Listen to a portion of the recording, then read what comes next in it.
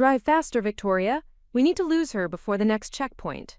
Those were the last words my husband Marcus spoke to me before abandoning me in the middle of the Masai Mara with nothing but a backpack and my camera. He thought he was teaching me a lesson about independence and adventure. What he didn't know was that I had been secretly funding wildlife conservation efforts across East Africa for 3 years, and the helicopter bearing my foundation's logo would arrive within hours to collect me for an emergency rhino rescue mission. Before we jump back in, tell us where you're tuning in from, and if this story touches you, make sure you're subscribed, because tomorrow, I've saved something extra special for you.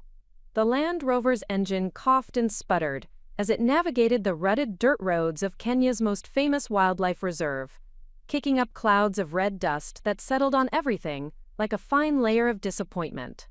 I gripped the dashboard as we hit another pothole, watching the endless savanna stretch toward the horizon, where acacia trees dotted the landscape like ancient sentinels guarding secrets I was only beginning to understand.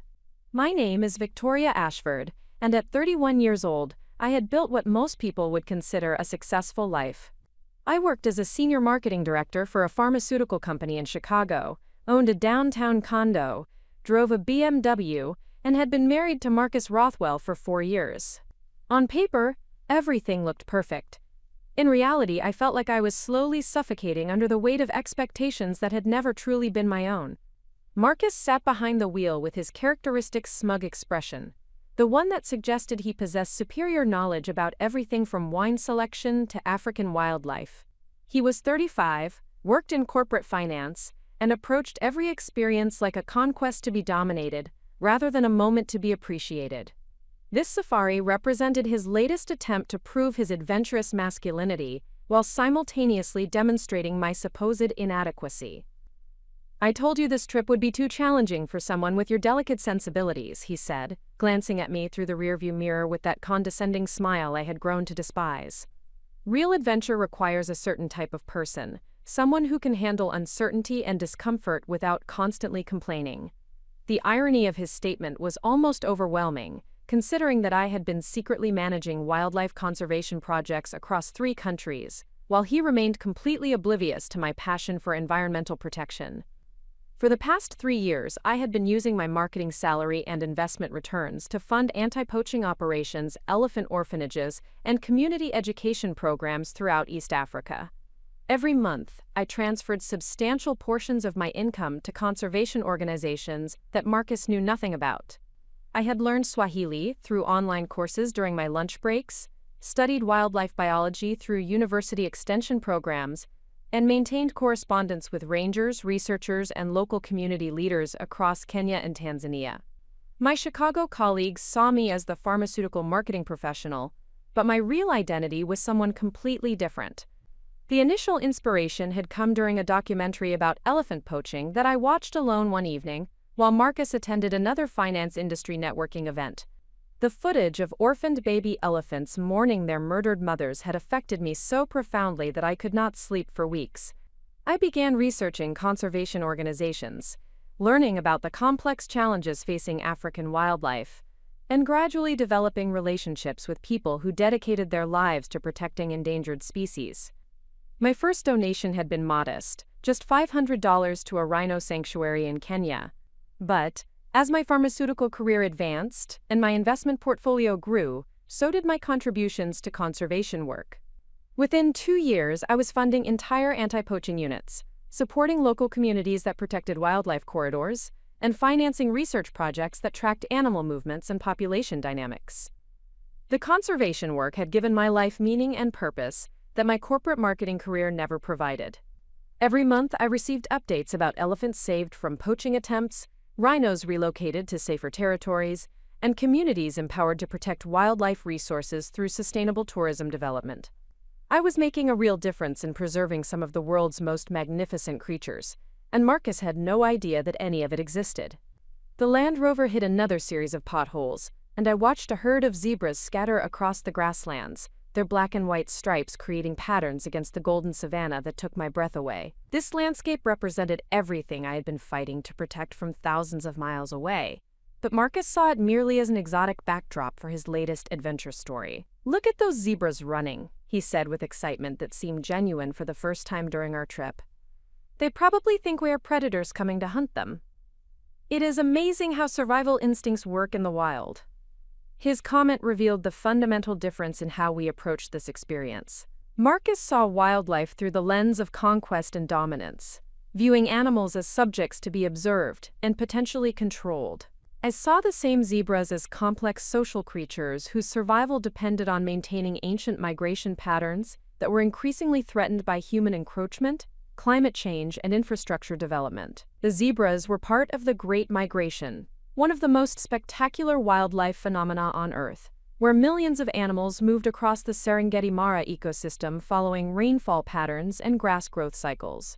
I knew from my conservation research that this migration was under unprecedented pressure from farming expansion, road construction, and changing weather patterns that disrupted traditional movement routes. Every zebra we observed represented a small victory for conservation efforts that worked to maintain corridor connections between protected areas. The anti-poaching units I funded helped ensure that these animals could complete their journeys without falling victim to snares or illegal hunting. The community education programs I supported taught local residents about the economic benefits of wildlife tourism, creating incentives for protection rather than exploitation. Marcus pulled the Land Rover to a stop near a watering hole where various species had gathered during the heat of midday. Elephants wallowed in the muddy water while giraffes stretched their impossibly long necks to drink, their legs spread wide for balance. Warthogs darted between the larger animals, and colorful birds perched on the backs of buffalo, creating a scene that represented the interconnected complexity of African ecosystems. "This is where real men prove themselves," Marcus announced, reaching into his pack and pulling out an expensive camera with a telephoto lens that cost more than most people earned in months. Anyone can take pictures from the safety of a vehicle, but getting close enough for truly impressive shots requires courage and skill. I watched in horror as Marcus opened the vehicle door and began walking toward the watering hole with his camera, completely ignoring every safety protocol that governed wildlife viewing in protected areas. Approaching animals on foot was not only dangerous for humans, but also created stress for wildlife that could disrupt feeding and drinking patterns essential for survival. "Marcus, get back in the vehicle," I called after him, my voice carrying a tone of authority that reflected years of studying wildlife behavior and conservation protocols. "You are disturbing the animals and violating park regulations that exist for everyone's safety." He turned back toward me with that familiar expression of dismissive arrogance. "Victoria, you can stay in the car like a frightened tourist if you want, but I came here to have authentic African experiences, not to be limited by rules designed for people who lack adventure spirit." The elephants at the watering hole had noticed Marcus's approach and were beginning to show signs of agitation. The matriarch lifted her head and spread her ears, clear warning signals that indicated increasing tension within the herd. I knew from my conservation studies that elephant families were extremely protective of watering areas and would defend their access to water resources against perceived threats. "The elephants are showing defensive postures," I called out, trying to get Marcus to understand the seriousness of the situation without revealing the extent of my wildlife knowledge. "You need to return to the vehicle immediately before someone gets hurt." Instead of heeding my warning, Marcus moved even closer to the elephants, apparently convinced that his presence demonstrated superior courage rather than dangerous ignorance. He raised his expensive camera and began taking photographs, the clicking sounds and bright flash creating additional stress for animals that were already wary of human intrusion. The matriarch elephant trumpeted a warning call and took several steps toward Marcus, her massive bulk and obvious agitation, making her intentions unmistakably clear. The rest of the herd began gathering behind her, presenting a unified front against what they perceived as a threat to their water access and calf safety. I jumped out of the Land Rover and began walking quickly toward Marcus, knowing that someone needed to defuse this potentially deadly situation before it escalated beyond control. My conservation training had included wildlife behavior courses that taught recognition of animal stress signals and appropriate human responses to dangerous encounters. "Marcus, stop moving and slowly back away from the elephants," I commanded, using the firm voice I had learned during emergency response training with conservation organizations. "Do not run, do not make sudden movements, and do not take any more photographs." The matriarch elephant was now less than 30 feet from Marcus, her trunk raised and her eyes focused directly on him with unmistakable intent. She was communicating as clearly as possible that he needed to leave the area immediately, but his arrogance prevented him from understanding the gravity of the situation he had created. I reached Marcus just as the elephant began her charge, a thundering display of power and protective instinct that would have trampled him without hesitation if the situation continued escalating. I grabbed his arm and pulled him backwards while speaking in calm, low tones that I hoped would signal non-threatening intentions to the agitated herd. "Walk slowly toward the vehicle," I instructed, maintaining eye contact with the matriarch while guiding Marcus away from immediate danger. "Do not look back, do not make any sudden movements, and do not speak until we reach safety." The elephants watched our retreat with continued vigilance but allowed us to return to the Land Rover without pursuing further confrontation. As soon as we were safely inside the vehicle, I started the engine and drove us away from the watering hole, leaving the elephant family to resume their peaceful drinking and bathing activities. Preparing and narrating this story took us a lot of time, so if you are enjoying it, subscribe to our channel, it means a lot to us. Now back to the story. Marcus sat in stunned silence for several minutes, apparently processing how close he had come to serious injury or death because of his reckless behavior. When he finally spoke, however, his words revealed that he had learned nothing from the experience and was actually angry about being prevented from continuing his dangerous photography session. "You embarrassed me in front of those animals," he said, his voice carrying the petulant tone of someone accustomed to having his authority unquestioned. "I was getting incredible photographs that would have impressed everyone back home, and you ruined the opportunity because you were too scared to let me take reasonable risks." His response revealed everything I needed to know about Marcus's character and our fundamental incompatibility. He saw my intervention as embarrassment rather than life-saving action. He valued impressive photographs more than wildlife welfare or personal safety. He interpreted my knowledge and quick thinking as interference rather than expertise that had prevented disaster. The incident at the watering hole crystallized years of growing dissatisfaction with a relationship where my intelligence and capabilities were consistently dismissed or minimized. Marcus had never shown genuine interest in my conservation work because he had never bothered to ask about my actual passions and interests beyond surface-level conversation. As we continued driving through the reserve, I began formulating a plan that would allow me to pursue my real calling in wildlife conservation, while extracting myself from a marriage that had become a barrier to personal growth and authentic self-expression. The elephants had taught me something important about defending what matters most, and it was time to apply that lesson to my own life circumstances. The afternoon sun cast long shadows across the savannah as we approached our campsite for the evening. Tomorrow would bring the confrontation that would change everything.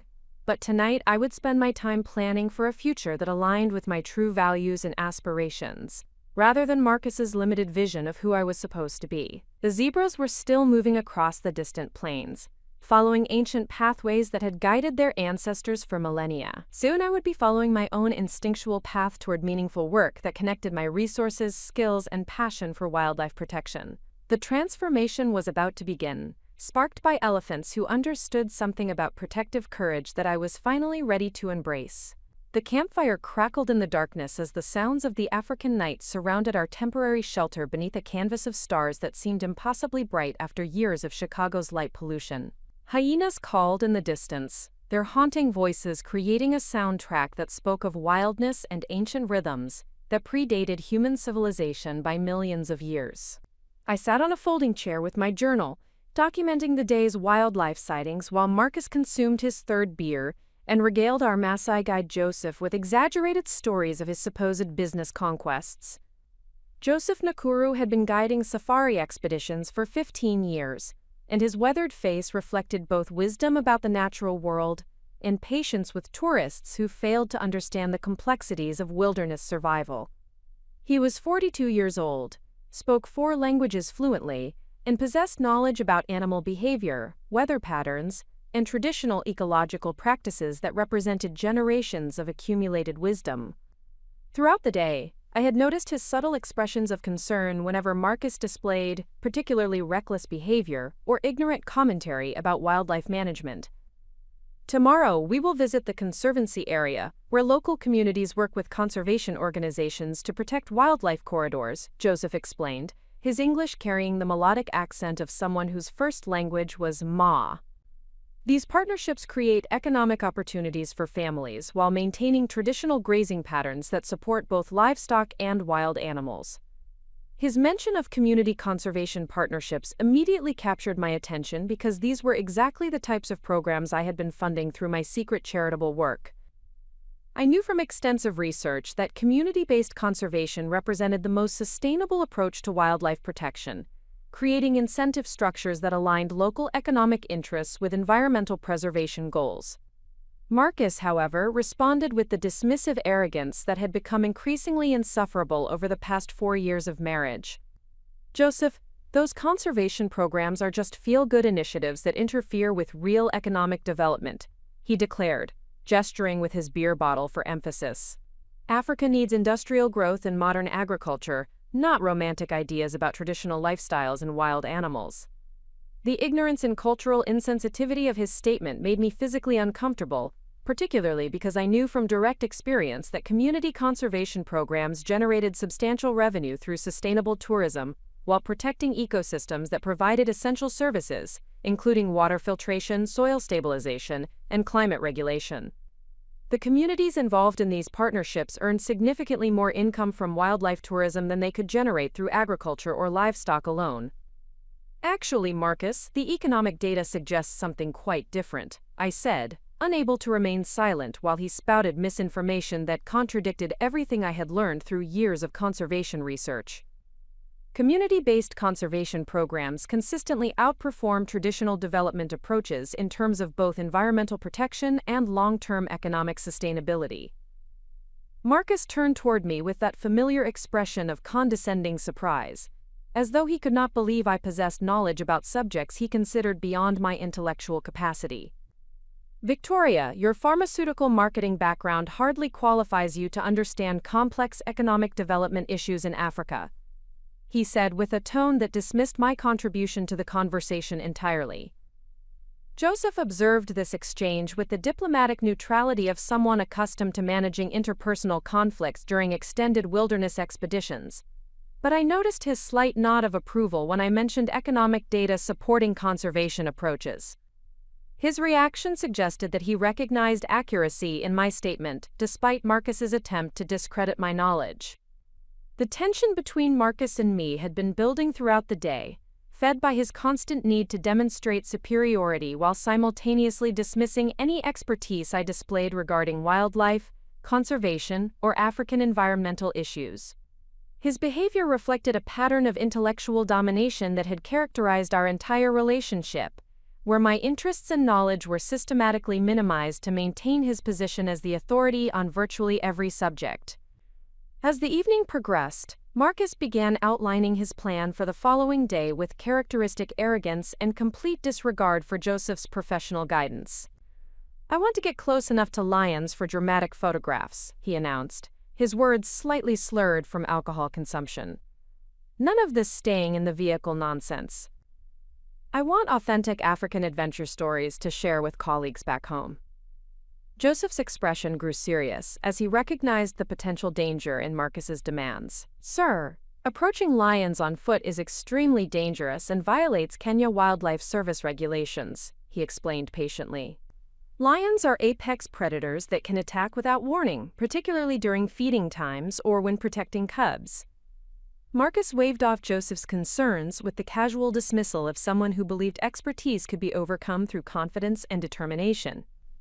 "Joseph, I am paying for this expedition, and I expect to get experiences worthy of the investment," he said, his tone carrying implicit threats about payment and recommendations that guides depend upon for their livelihoods.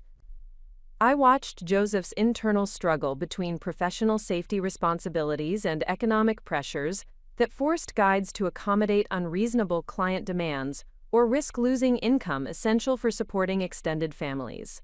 This dynamic represented one of the systemic challenges facing sustainable tourism in Africa, where economic desperation sometimes forced local professionals to compromise safety standards or environmental ethics.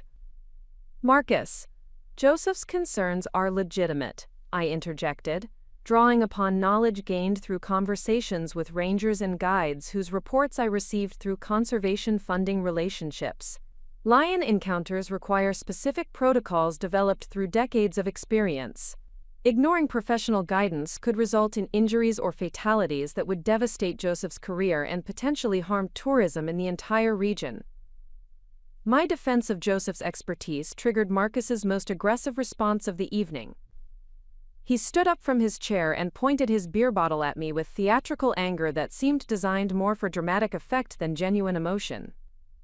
"Victoria, I am tired of your constant interference and know-it-all attitude," he declared loud enough for his voice to carry across the camp. "This trip was supposed to be about adventure and authentic experiences, but you keep undermining every decision with your nervous complaints and second-hand information." The accusation was particularly infuriating because my second-hand information actually represented years of direct correspondence with wildlife professionals, extensive study of peer-reviewed research, and practical experience funding conservation operations across multiple countries. I possessed more genuine expertise about African wildlife conservation than Marcus had ever demonstrated regarding any subject, but his ego prevented acknowledgement of knowledge that did not originate from his own research or experience. Joseph excused himself diplomatically and retreated to his own tent, leaving Marcus and me alone beside the dying campfire to continue our increasingly heated argument without an audience. The sounds of the African night seemed to intensify around us, as though the wilderness itself was bearing witness to the breakdown of our relationship. "You want authentic African adventure?" I asked, my voice carrying years of accumulated frustration with his dismissive treatment of my intelligence and interests. "Then stop treating everything like a conquest designed to impress your finance colleagues, and start showing some respect for the people and places we are supposed to be here to appreciate." Marcus responded by launching into a tirade about my supposed inadequacies as a wife and traveling companion, listing grievances that revealed his fundamental misunderstanding of partnership as a relationship between equals, rather than a hierarchy where his preferences automatically took precedence over mine.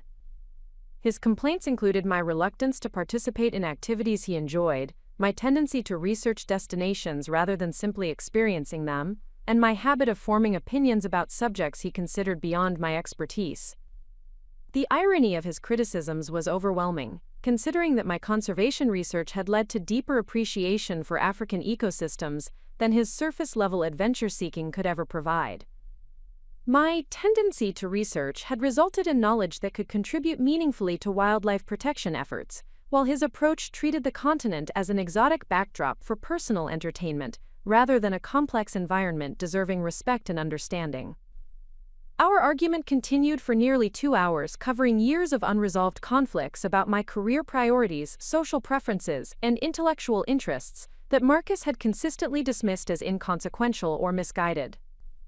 By the time we finally retreated to our respective sleeping areas, it was clear that fundamental incompatibilities in values and worldview had made our marriage unsustainable.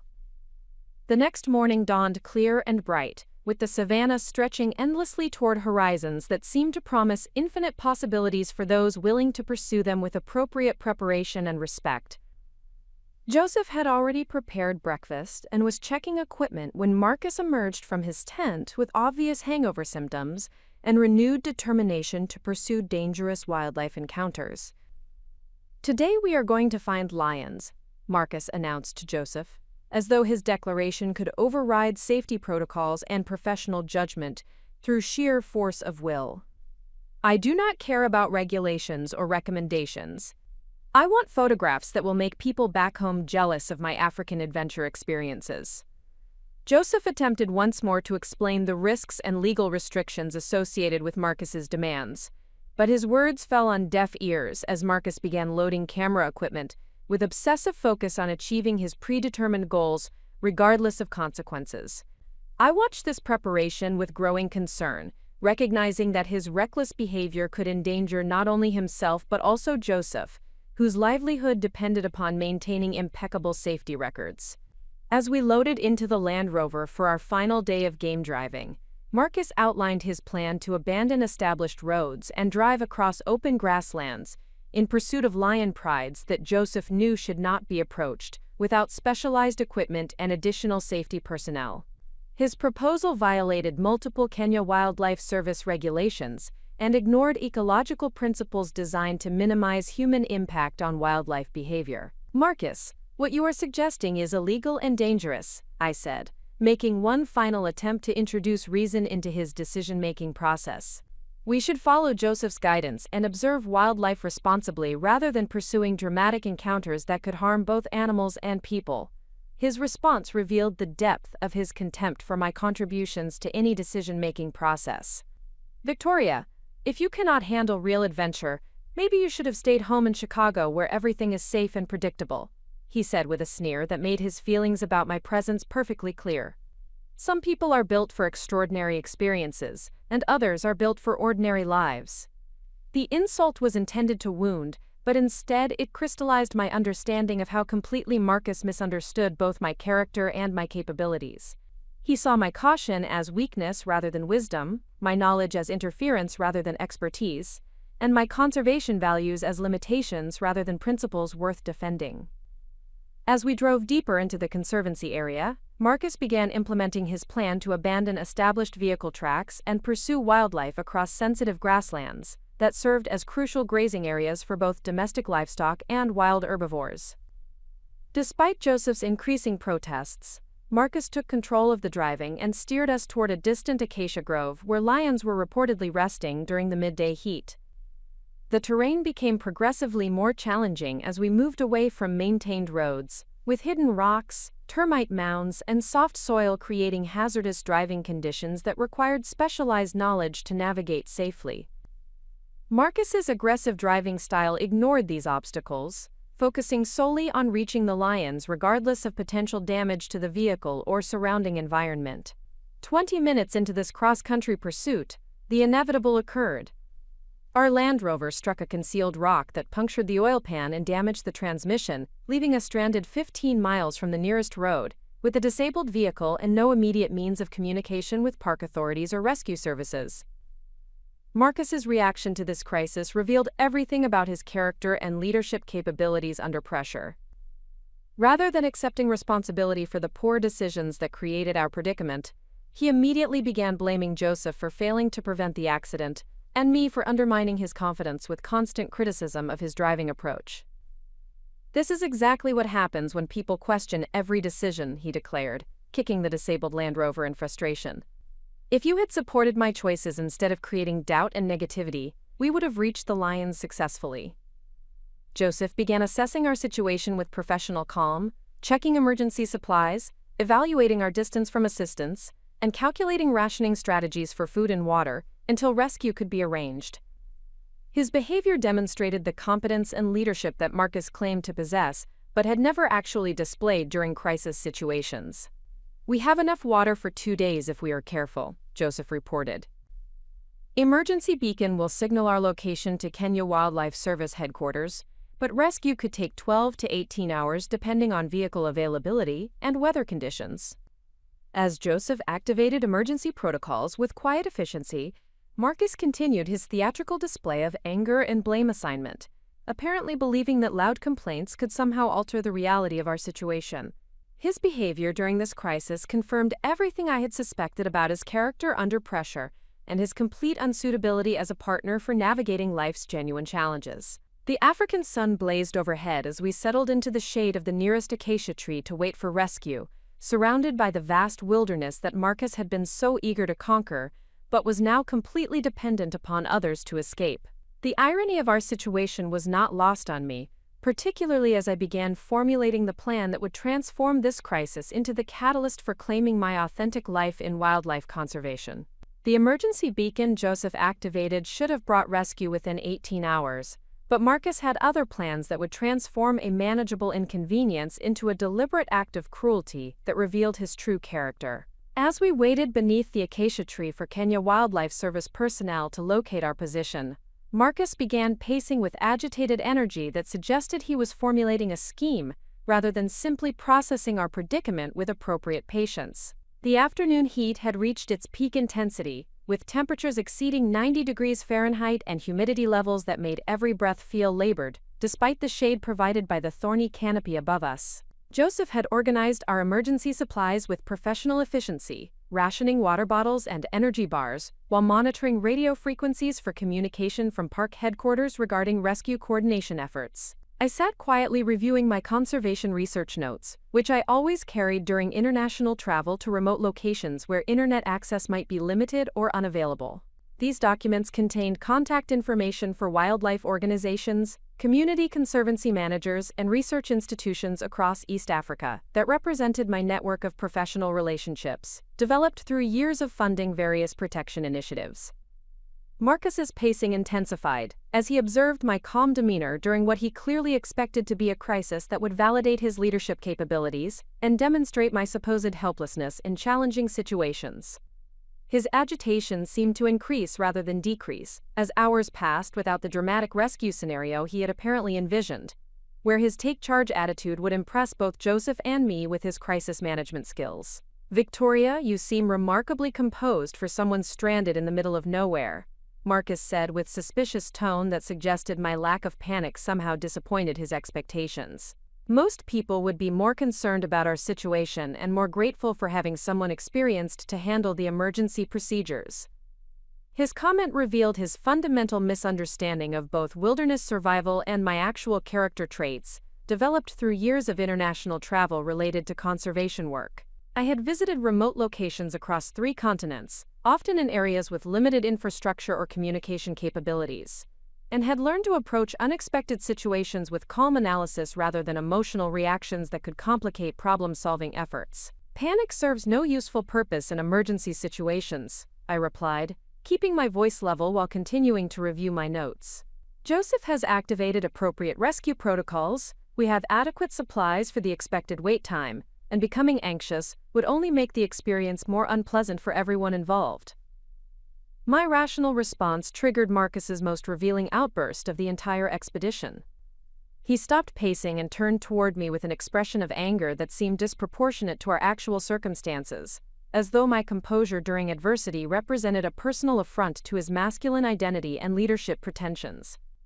"That attitude perfectly exemplifies everything wrong with your approach to life," he declared, his voice carrying years of accumulated resentment about my failure to conform to his expectations of feminine dependence. "You treat every experience like an academic exercise instead of allowing yourself to feel genuine emotions or recognize when you need someone stronger to protect and guide you." Joseph observed this exchange with diplomatic neutrality, but I noticed his slight frown of disapproval at Marcus's characterization of appropriate emergency behavior. As an experienced guide who had managed numerous crisis situations, Joseph understood that calm thinking and systematic problem-solving represented superior crisis response compared to emotional reactions that could escalate dangerous situations unnecessarily. The afternoon stretched into early evening as we waited for rescue vehicles to navigate the challenging terrain between our location and established park roads. During this time, Marcus's behavior became progressively more erratic, as his anticipated leadership moment failed to materialize according to his predetermined script. Rather than accepting the reality of our situation and making the best of temporary inconvenience, Marcus began developing what appeared to be a punitive plan designed to create genuine hardship that would force me to demonstrate the helpless dependence he seemed to require for his masculine self-image.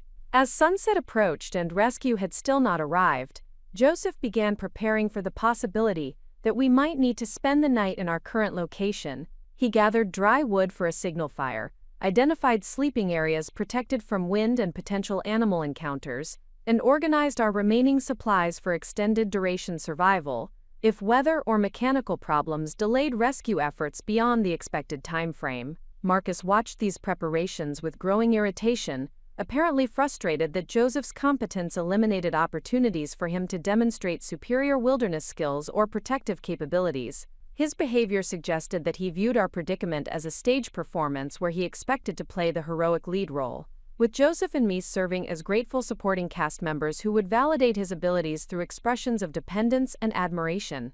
"Joseph, I think we should attempt to walk back to the main road tomorrow morning if rescue has not arrived by then," Marcus announced, despite having no knowledge of the terrain, distance, or potential hazards associated with such an undertaking. Sitting here waiting for other people to solve our problems shows weakness and lack of initiative. Joseph's response revealed both professional experience and cultural wisdom about wilderness survival that contradicted Marcus's amateur assessment of appropriate emergency procedures. "Sir, walking 15 miles across unfamiliar territory without adequate water or navigation equipment would create much greater danger than remaining in this location where rescuers know to find us," he explained patiently. "Emergency protocols exist because they represent lessons learned from previous situations where people made poor decisions under stress." Marcus's reaction to this expert guidance revealed the depth of his ego investment in being perceived as someone who could overcome challenges through determination, rather than accepting professional advice from people whose knowledge exceeded his own. He began arguing with Joseph about wilderness survival priorities, despite having no relevant experience or training that would qualify him to contradict established emergency procedures. I listened to this argument with growing concern, recognizing that Marcus's need to assert dominance over the situation could lead to dangerous decisions that would endanger all of us unnecessarily. His behavior patterns throughout our relationship had consistently demonstrated his inability to accept guidance from people whose expertise exceeded his own, particularly when that acceptance would require acknowledging his limitations. As darkness approached and rescue remained delayed, Marcus's frustration reached a breaking point that would lead to actions I never imagined anyone could consider, let alone implement against someone they claimed to love. His pacing resumed with increased intensity, and he began muttering complaints about our situation that focused more on blame assignment than problem solving. "This entire expedition has been compromised by negative attitudes and excessive caution," he declared, gesturing toward me with obvious resentment. "Real adventure requires people willing to take risks and push boundaries, not individuals who constantly worry about regulations and potential consequences." Joseph maintained diplomatic silence during these complaints, but his expression revealed concern about Marcus's increasingly irrational behavior and potential impact on group cohesion during a situation that required cooperation and mutual support rather than blame and recrimination. The rescue helicopter arrived just after sunrise the following morning, its distinctive sound creating relief that should have marked the end of our minor adventure and return to normal safari activities. Kenya Wildlife Service personnel quickly assessed our situation, confirmed that everyone was unharmed, and began coordinating vehicle recovery and transportation back to our scheduled itinerary. However, Marcus's response to the arrival of professional rescue services revealed planning that he had apparently been developing throughout the night while Joseph and I slept. Rather than expressing gratitude for efficient emergency response, Marcus approached the rescue coordinator with a request that would change everything about our relationship and my understanding of his character. "I need to speak with you privately about a passenger issue," Marcus told the rescue coordinator, leading him away from our group for a conversation I could not overhear but whose content would soon become devastatingly clear. 20 minutes later, the rescue coordinator returned with an expression of professional confusion that suggested Marcus had made some sort of unusual request requiring careful consideration. Joseph and I were instructed to gather our belongings for transportation to the nearest ranger station, but Marcus remained behind for additional discussion with rescue personnel. "Victoria," Marcus called out as I prepared to board the rescue helicopter, "there has been a change of plans regarding your participation in the remainder of our expedition." His words carried an ominous tone that immediately activated my emergency instincts developed through years of international travel in potentially unstable situations. I turned toward him with growing apprehension, recognizing in his expression something cold and calculating that I had never seen before during 4 years of marriage. "What kind of change?" I asked, setting down my pack while maintaining eye contact that would allow me to read his intentions more clearly. Marcus's smile contained no warmth or affection, as he delivered words that would haunt me for years afterward. "I have arranged for you to have some time alone to think about your attitude and approach to adventure travel," he said with satisfaction that suggested he had been anticipating this moment since our argument began.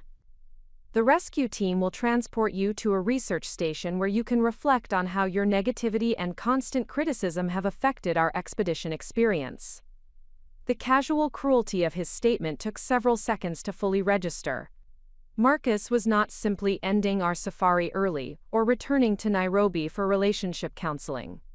He was abandoning me in one of the most remote wilderness areas in East Africa, hundreds of miles from any major city, with minimal supplies and no predetermined plan for my return to civilization. Marcus, you cannot be serious about leaving me here, I said, my voice remaining calm despite the adrenaline surge that accompanied recognition of genuine danger. We are married. Whatever problems we have can be addressed through conversation and compromise, not through abandonment in a foreign country. His response revealed preparation and calculation that demonstrated this was not an impulsive decision made under stress, but rather a deliberate plan developed over hours or possibly days, as punishment for my failure to conform to his expectations of grateful dependence during our relationship difficulties. Victoria, you have spent our entire marriage questioning my decisions and undermining my authority through your know-it-all attitude, he said with conviction that suggested he genuinely believed his actions were justified. Maybe some time alone in Africa will help you understand what you have been taking for granted, and develop appreciation for having a husband who provides stability and security. Joseph observed this exchange with obvious alarm, recognizing that Marcus was proposing actions that violated both moral obligations and legal responsibilities associated with international travel partnerships. His expression suggested that he wanted to intervene but was uncertain about his authority to override decisions made by paying clients regarding their personal relationships. The rescue coordinator returned to our group with radio communication equipment and transportation schedules that would separate Marcus and me permanently, unless I could convince him to reconsider his plan. However, his determination to proceed with abandonment appeared fixed, supported by what he clearly viewed as justified punishment for my supposed inadequacies as a wife and travel companion. The research station is staffed with qualified personnel who can provide accommodation and basic supplies, Marcus explained with false reasonableness that was intended to make his actions seem considerate rather than cruel. You will have time to think about our relationship and your role in creating the problems we have experienced during this expedition. I realized with growing horror that Marcus had spent hours convincing rescue personnel that I was a difficult passenger who needed temporary separation from the group for everyone's safety and comfort. His manipulation of the situation demonstrated sophisticated understanding of how to present abandonment as reasonable conflict resolution rather than deliberate cruelty. The research station he referenced was legitimate, operated by international wildlife organizations as a base for long-term ecological studies in the Masai Mara ecosystem. However, reaching this facility required helicopter transport across terrain that would be impossible to traverse on foot, and departure scheduling depended upon research priorities rather than tourist convenience. Marcus had essentially arranged for me to be marooned at a remote scientific facility with no predetermined departure date and no means of independent transportation back to populated areas. The research station staff would provide basic accommodation and meals, but I would be dependent upon their project schedules and transportation availability for any possibility of returning to Nairobi or international airport access. Victoria, your backpack contains sufficient supplies for several days and the research station personnel are expecting your arrival, Marcus continued, his tone suggesting that he viewed this arrangement as generous rather than punitive. Use this time to consider how you want our relationship to develop when we return to Chicago. As the rescue helicopter prepared for departure with Marcus aboard, I stood in the African wilderness holding my backpack and camera while processing the reality that my husband had deliberately abandoned me thousands of miles from home as punishment for displaying knowledge and independence that threatened his ego and control fantasies. The helicopter lifted off with Marcus visible through the window, his expression showing satisfaction rather than concern as he left me stranded in one of the most remote locations on Earth. Joseph remained with the ground crew that would transport me to the research station, his face reflecting both professional obligation and personal distress at witnessing such calculated cruelty. As the sound of the helicopter faded into the distance, I felt something shift inside me that would change everything about how I viewed myself, my capabilities, and my future possibilities. Marcus had intended this abandonment as punishment that would force me to recognize my dependence upon his protection and guidance. Instead, he had unwittingly placed me in the exact environment where my secret conservation expertise and professional relationships would transform from hidden assets into the foundation for claiming my authentic identity as a wildlife protection advocate and environmental leader. The research station represented not imprisonment, but liberation into the world where my true passions and capabilities could finally flourish, without the constraints of a relationship that had been systematically diminishing my potential for years. The Masai Mara Research Station emerged from the golden grasslands like a scientific oasis, its collection of weathered buildings and solar panels representing humanity's attempt to understand one of Earth's most complex ecosystems. As Joseph and the Kenya Wildlife Service transport vehicle approached the facility, I felt a mixture of apprehension and unexpected excitement about what this abandonment might actually represent in terms of opportunity rather than punishment. Dr. Sarah Kiptanui, the station's director, greeted our arrival with the professional courtesy of someone accustomed to managing unexpected visitors in remote locations. She was approximately 45 years old, with intelligent eyes that reflected decades of field research experience and the quiet confidence that comes from genuine expertise in challenging environments. Her handshake was firm, her smile warm, and her immediate assessment of my situation suggested both competence and compassion. Ms. Ashford, your husband explained that you requested time at our facility to pursue independent research interests, she said, her tone carefully neutral in a way that suggested she had detected inconsistencies in Marcus's explanation, but was too diplomatic to express skepticism directly. We are always pleased to accommodate visitors who share our commitment to wildlife conservation and ecological research. Joseph provided a brief explanation of our circumstances that revealed more about the true nature of my abandonment than Marcus's manipulated version had conveyed. Dr. Kiptanui listened with growing concern, particularly when Joseph described Marcus's behavior during our disabled vehicle emergency and his apparent satisfaction while arranging my departure to the research station. I see, she said quietly, her expression shifting from professional courtesy to something approaching protective concern. Perhaps we should discuss your situation more privately, while Joseph completes the transportation logistics. Quote, Dr. Kiptanui led me to her office, a functional space filled with research papers, wildlife photographs, and computer equipment that connected the remote station to conservation organizations worldwide. Maps of the Masai Mara ecosystem covered the walls, marked with migration patterns, research sites, and community conservancy boundaries that represented years of collaborative work between scientists and local populations. Ms. Ashford, I have been managing this research station for 12 years, and I have never encountered a situation where someone was essentially abandoned here by a spouse, she began, her voice carrying both professionalism and genuine concern. Before we discuss accommodation arrangements, I need to understand whether you are here voluntarily or whether you require assistance contacting authorities about your circumstances. Her direct approach and obvious expertise created an environment where I felt safe revealing the true extent of my situation and my background in conservation funding that Marcus had never bothered to learn about or acknowledge. For the first time in years, I was speaking with someone who possessed the knowledge and experience to understand both the scientific and personal aspects of my predicament. Dr. Kiptanui, there are aspects of my background that my husband never took the time to discover, I said, reaching into my backpack to retrieve the conservation research files that I always carried during international travel. I have been funding wildlife protection initiatives across East Africa for 3 years, including several projects that may be familiar to your research community. I spread my documentation across her desk, revealing correspondence with anti-poaching organizations, financial records showing substantial contributions to elephant orphanages and rhino sanctuaries, and research papers I had collected about community-based conservation approaches throughout Kenya and Tanzania. The materials represented years of passionate engagement with environmental protection that had remained completely hidden from my marriage. Dr. Kiptanui examined my files with increasing amazement, recognizing several organizations and projects that intersected with her own research work.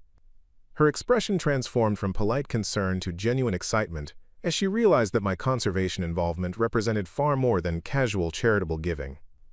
Victoria, these are substantial contributions to some of the most effective conservation programs in East Africa, she said, looking up from my financial records with obvious respect.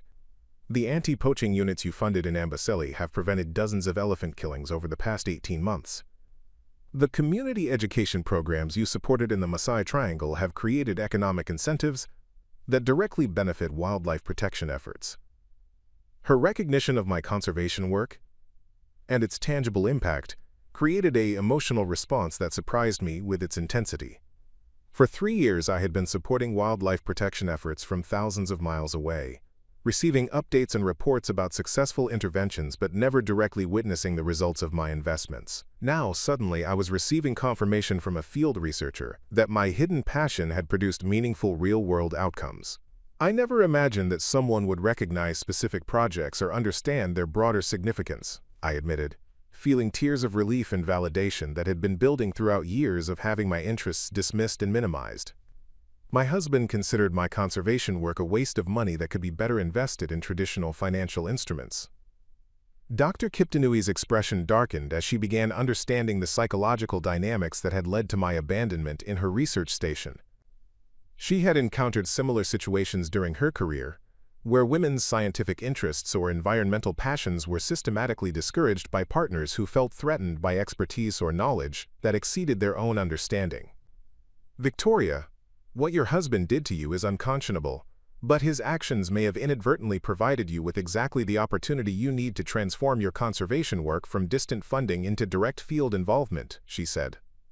Her voice carrying both anger about my treatment and excitement about future possibilities. We have been seeking someone with your combination of financial resources and genuine commitment to join our research initiatives as a collaborative partner. Her proposal represented everything I had dreamed about during years of reading research reports and wildlife protection updates in my Chicago apartment, while working a pharmaceutical marketing job that provided income but no emotional satisfaction. The possibility of directly participating in conservation work, rather than simply funding it from a distance, had always seemed impossible due to career obligations and Marcus's complete lack of support for environmental interests. What kind of collaborative partnership would be possible for someone with my background? I asked, hardly daring to hope that my abandonment could transform into the career opportunity I had never imagined could be available to someone without formal scientific training. Dr. Kiptanui began outlining research projects and conservation initiatives that required exactly the combination of resources, dedication, and practical experience that my 3 years of funding work had provided. Her station coordinated with anti-poaching organizations that needed equipment and operational support, community conservancy programs that required development funding, and wildlife research projects that depended upon private contributions to supplement limited government resources. Our most urgent need involves expanding community-based conservation programs that create economic incentives for wildlife protection while supporting traditional Maasai culture and land use practices, she explained, pulling out maps and photographs that illustrated successful partnership examples. These initiatives require someone who understands both conservation science and practical implementation challenges, someone who can work directly with communities while maintaining connections to international funding sources. The program she described represented exactly the type of meaningful work I had dreamed about during countless evenings spent reviewing conservation project reports while Marcus attended finance industry social events that held no interest for me. The opportunity to apply my business background and financial resources directly to wildlife protection efforts, while working alongside researchers and community leaders who shared my environmental values, felt like discovering a career that had been designed specifically for my skills and passions. Dr. Kiptanui, I would be honored to participate in any conservation work that could benefit from my background and resources, I said, feeling more genuine excitement about professional possibilities than I had experienced in years. My marketing experience includes project management, stakeholder relationship development, and strategic planning skills that might translate effectively to conservation program implementation. Her response revealed that my business skills were not only relevant to conservation work, but actually essential for successful program development and sustainability. Many excellent conservation ideas failed due to inadequate planning, insufficient stakeholder engagement, or lack of systematic approaches to measuring and communicating impact to potential funding sources. Victoria, your combination of marketing expertise, financial resources, and proven commitment to conservation work represents exactly what we need for expanding our most promising initiatives, she said with enthusiasm that made my heart race with possibility. Would you be interested in spending the next several weeks here at the station, learning about our projects firsthand and exploring how your skills could contribute to wildlife protection efforts? The invitation represented everything I had secretly hoped for during years of dreaming about meaningful career alternatives to pharmaceutical marketing. Rather than simply reading about conservation work in reports and updates, I would have the opportunity to experience field research directly, work alongside professional scientists and conservationists, and apply my business skills to environmental protection efforts that aligned with my deepest values and interests. I would be grateful for any opportunity to contribute to conservation work and learn about field research approaches, I replied, trying to maintain professional composure while internally celebrating the recognition that my skills and interests had value in environmental protection contexts. Dr. Kiptanui began organizing accommodation arrangements and introducing me to research station personnel who would help familiarize me with ongoing projects and operational procedures. The facility housed 8 permanent researchers, 3 graduate students, and various visiting scientists who collaborated on ecosystem studies, wildlife population monitoring, and community outreach programs. My living quarters were modest but comfortable, consisting of a single room with basic furniture, shared bathroom facilities, and access to the communal kitchen, where researchers prepared meals and gathered for evening discussions about their work. The simplicity of the accommodation felt liberating rather than restrictive, particularly after years of accumulating possessions that provided no genuine satisfaction or personal meaning. That evening, I joined the research station community for dinner and their traditional daily briefing, where team members shared updates about current projects, discussed challenges and successes, and coordinated upcoming activities. The intellectual energy and shared commitment to environmental protection created an atmosphere of collaborative purpose that I had never experienced in corporate settings. Dr. James Mutuku, the station's wildlife behavioral specialist, presented findings from his elephant family social structure research that directly related to anti-poaching protection strategies I had been funding through distant charitable contributions. His work demonstrated how understanding elephant communication patterns and family relationships could improve ranger effectiveness in predicting and preventing poaching attempts. Female elephants maintain complex social networks that extend across multiple family groups, he explained, showing photographs and behavioral charts that illustrated communication patterns invisible to casual observers. When anti-poaching units understand these relationships, they can predict elephant movements more accurately and position protection resources more effectively.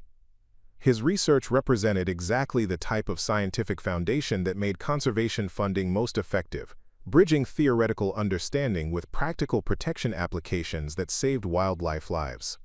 I realized that my financial contributions had been supporting work whose sophistication and importance exceeded anything I had understood from reading summary reports. Dr. Kiptanui noticed my intense engagement with the research presentations and my detailed questions about methodology and applications. After dinner, she approached me privately with a proposal that would accelerate my transition from distant donor to active conservation participant. Victoria, tomorrow we are conducting a community outreach session with local Maasai leaders about expanding wildlife corridors that connect protected areas with traditional grazing lands, she said, her tone suggesting both invitation and assessment of my readiness for fieldwork.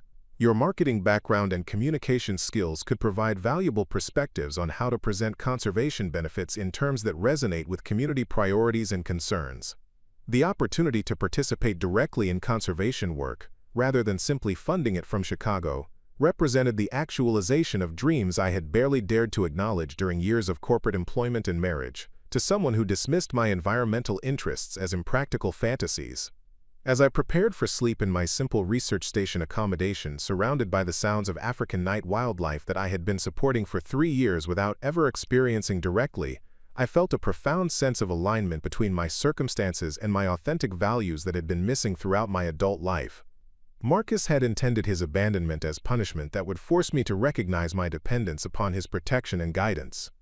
Instead, his cruelty had delivered me to exactly the environment where my hidden conservation expertise could flourish into meaningful career opportunities that would provide both personal fulfillment and tangible environmental impact. The research station represented not imprisonment but liberation, not isolation but community, not punishment but reward. For years of supporting work, I had finally found the opportunity to experience firsthand. Tomorrow would bring my first direct participation in conservation fieldwork, marking the beginning of a transformation that would exceed anything Marcus could have imagined when he arranged my abandonment in the African wilderness. The pre-dawn hours in the Masai Mara carried a crystalline quality that transformed the landscape into something approaching sacred territory, where the boundary between earth and sky seemed to dissolve in the gentle light that preceded sunrise.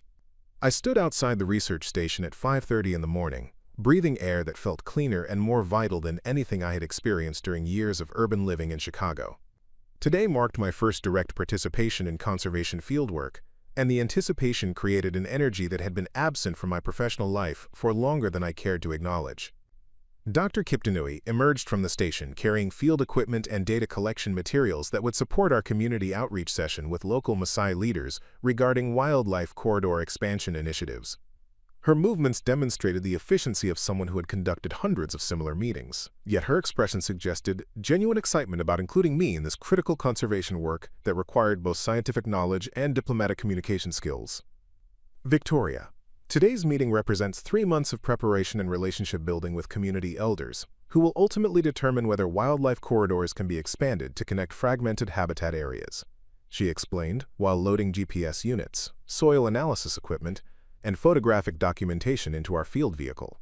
Their decision will affect migration patterns for thousands of animals and influence conservation outcomes across the entire ecosystem. The significance of this community meeting extended far beyond simple policy discussions or academic research presentations. These Maasai leaders possess traditional knowledge about land management, animal behavior, and seasonal patterns that represented generations of accumulated wisdom essential for successful conservation initiatives. Their support would enable wildlife protection strategies that balanced environmental preservation with cultural traditions and economic needs of local communities. During the 40-minute drive to the meeting location, Dr. Kiptanui provided detailed background about the complex challenges facing community-based conservation programs in regions where traditional pastoral lifestyles intersected with modern wildlife protection requirements. These situations required diplomatic skills, cultural sensitivity, and creative problem-solving approaches that could identify mutually beneficial solutions for both human communities and animal populations. The key to successful conservation partnerships involves understanding that local communities are not obstacles to wildlife protection, but rather essential partners whose cooperation determines whether preservation efforts succeed or fail, she explained, navigating our vehicle across terrain that would have challenged Marcus's driving abilities significantly. When communities benefit economically from wildlife conservation, they become powerful advocates for environmental protection rather than competitors for land use resources. Her perspective aligned perfectly with research conclusions I had encountered during 3 years of studying conservation approaches and funding various protection initiatives across East Africa. The most successful wildlife preservation programs consistently demonstrated that sustainable solutions required integration of environmental goals with community economic development and cultural preservation objectives. We arrived at a traditional Maasai settlement where community leaders had gathered beneath an enormous baobab tree that served as the customary meeting location for important discussions affecting land use and resource management decisions. The setting possessed a timeless quality that connected contemporary conservation challenges with traditional governance structures that had managed these landscapes sustainably for centuries. The community elders ranged in age from approximately 40 to 70 years old, each representing different family groups and geographic areas that would be affected by potential wildlife corridor development. Their weathered faces reflected decades of experience managing livestock, navigating seasonal variations, and adapting traditional practices to changing environmental and economic conditions. Joseph Sankale, the eldest community leader, served as the primary spokesperson for this consultation session. He was approximately 65 years old, possessed dignified bearing that commanded respect from both community members and visiting researchers, and spoke English with the careful precision of someone who understood the importance of clear communication during complex negotiations. Dr. Kiptanui, we appreciate your continued respect for our traditional consultation processes and your recognition that successful conservation requires partnership rather than external imposition, he said, his voice carrying the authority of someone accustomed to representing community interests during challenging discussions.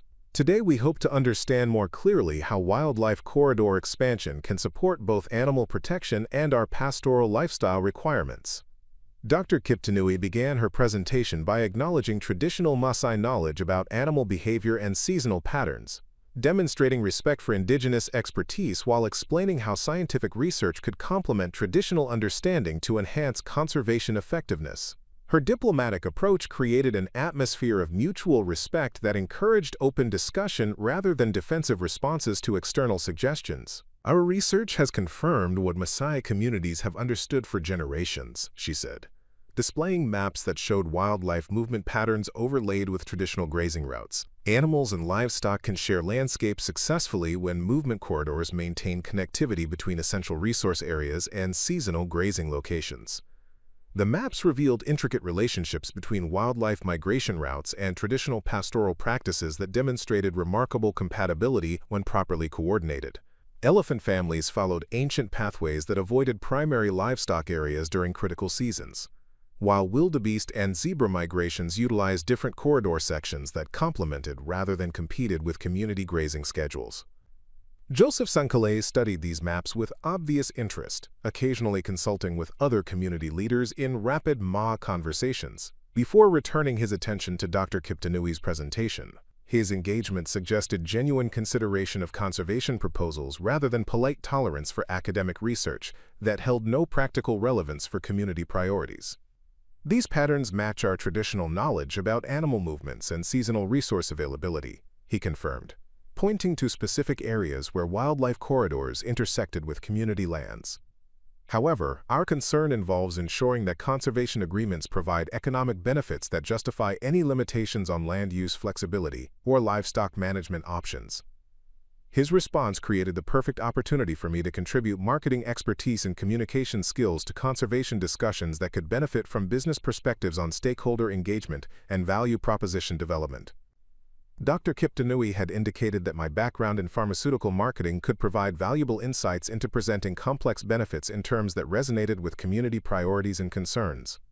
Mr. Sankale, your question about economic benefits highlights exactly the type of strategic considerations that ensure conservation programs succeed by aligning environmental goals with community prosperity, I said, speaking for the first time during the meeting while drawing upon years of experience in stakeholder communication and value articulation.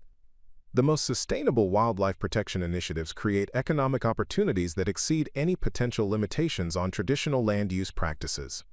My contribution to the discussion generated immediate attention from both the community leaders and Dr. Kiptanui, who recognized that my business communication skills could effectively bridge the gap between scientific research findings and practical community concerns about economic impacts and opportunity costs associated with conservation participation.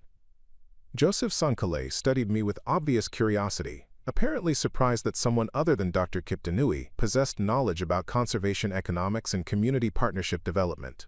His expression suggested respect for my willingness to engage with complex issues, rather than remaining silent during technical discussions that affected local livelihoods and cultural practices. Your perspective suggests understanding of community priorities beyond simple environmental protection, he said, his tone indicating both assessment and appreciation for practical approaches to conservation challenges.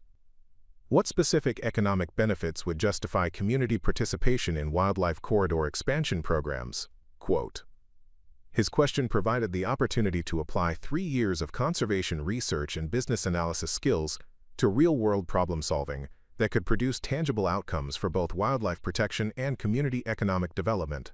I had studied successful community-based conservation models across multiple countries and understood the financial mechanisms that created sustainable incentive structures for environmental preservation. Successful conservation partnerships typically generate revenue through multiple channels that diversify community income sources while protecting traditional practices, I explained, drawing upon case studies and economic analyses I had reviewed during years of funding various protection initiatives. These include wildlife tourism revenue sharing, conservation employment opportunities, sustainable resource management agreements, and carbon credit programs that provide payments for environmental services. My detailed knowledge of conservation economics and program implementation strategies surprised both Dr. Kiptanui and the community leaders, who had expected general business insights rather than specific expertise about wildlife protection financing mechanisms and community partnership structures. Their attention encouraged me to continue explaining economic models that had proven successful in similar community conservation initiatives.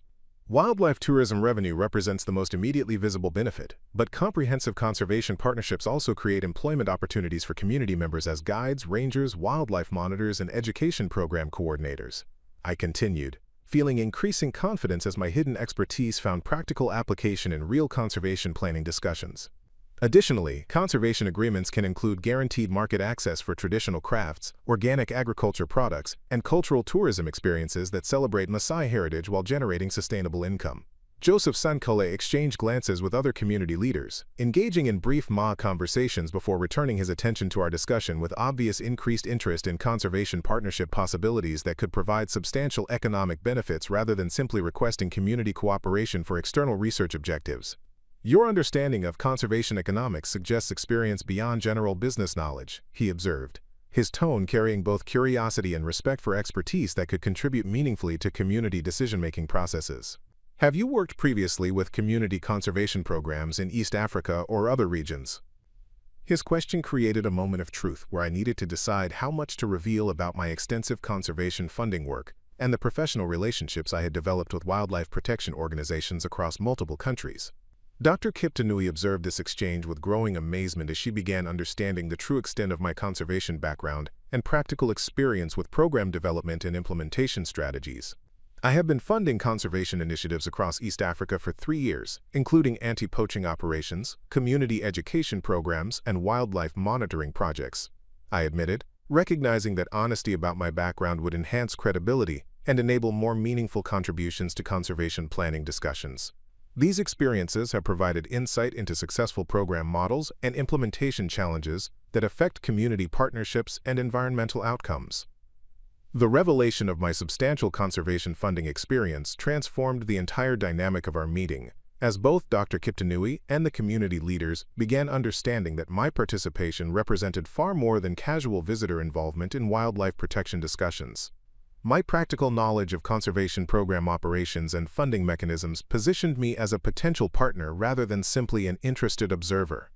Joseph Senkole's expression shifted from polite interest to genuine engagement, as he recognized that my conservation background could contribute meaningful resources and expertise to community development initiatives that balanced environmental protection with economic advancement and cultural preservation objectives. Your funding experience with conservation programs provides valuable perspective on partnership development and sustainable implementation strategies, he said, his tone suggesting recognition of potential collaboration opportunities that could benefit both wildlife protection and community prosperity. Would you be interested in discussing specific conservation initiatives that could support community development goals while advancing environmental protection objectives? Quote, his invitation represented exactly the type of meaningful engagement I had dreamed about during years of supporting conservation work from thousands of miles away, while maintaining a corporate marketing career that provided financial resources but no emotional satisfaction. The opportunity to apply my business skills and conservation knowledge directly to community partnership development exceeded anything I had imagined possible when Marcus abandoned me at the research station. Dr. Kiptanui observed this exchange with obvious excitement, recognizing that my combination of conservation funding experience, business communication skills, and genuine commitment to wildlife protection could accelerate community partnership development that had been progressing slowly through traditional academic research and diplomatic relationship building approaches. Victoria, your expertise in conservation program development and community engagement could provide exactly the type of strategic partnership support we need for expanding successful conservation initiatives throughout this region, she said, her voice carrying both professional recognition and personal appreciation for unexpected expertise that could enhance research station effectiveness and conservation outcomes. The community meeting continued for 3 more hours, with detailed discussions about specific conservation initiatives that could provide immediate economic benefits while establishing foundations for long-term wildlife protection and community development programs.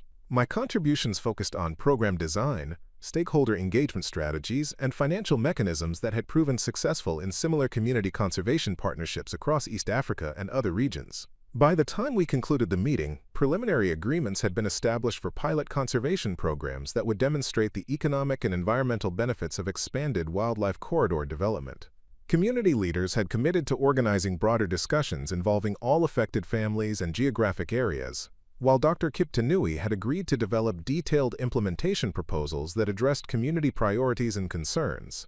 As we drove back to the research station in the late afternoon heat, I felt a profound sense of professional fulfillment that had been absent throughout my corporate marketing career and marriage to someone who consistently dismissed my conservation interests and environmental knowledge.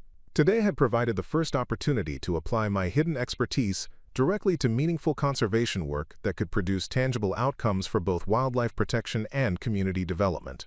Victoria, your contribution to today's meeting exceeded anything I expected from someone without formal conservation training or previous field experience, Dr. Kiptanui said, her tone carrying both surprise and respect for expertise that had proven immediately valuable in challenging conservation partnership negotiations.